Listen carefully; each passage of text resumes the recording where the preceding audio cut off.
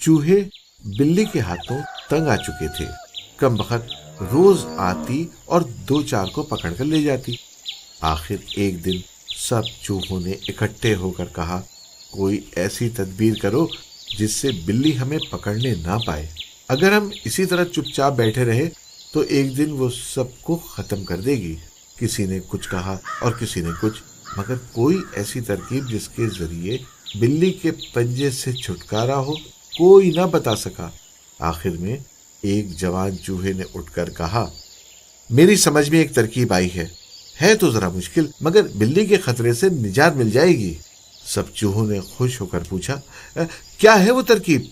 چوہا بولا، بلی کی گردن میں ایک گھنٹی باندھ دینی چاہیے۔ جب بلی آئے گی تو گھنٹی کی آواز سنتے ہی ہم بھاگ جایا کریں گے۔ سب چوہے خوشی سے اچھل پڑے۔ ہر طرف سے واہ واہ کا غل پڑ گیا۔ ایک چوہا تن کر بولا، گھنٹی باندھنا کچھ مشکل نہیں، میں بلی کے اگلے پاؤں کو پکڑ لوں گا۔ دوسرا بولا، پچھلی ٹانگیں میں پکڑ لوں گا۔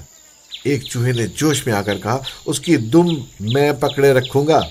ایک بوڑھے چوہے نے یہ سب باتیں خاموشی سے سنی، پھر پوچھا، مگر یہ تو بتاؤ اس کا سر کون پکڑے گا؟ بوڑھے چوہے کے اس سوال پر سب چپ ہو گئے۔ بلی کے سر کی طرف کسی کا خیال نہ گیا تھا۔ اتنے میں ایک طرف سے آواز آئی اور سب چوہوں میں بھگدڑ مچ گئی۔ اسی طرح بہت سے آدمی باتیں تو بڑھ چڑھ کر کرتے ہیں، مگر وقت آنے پر چوہوں سے زیادہ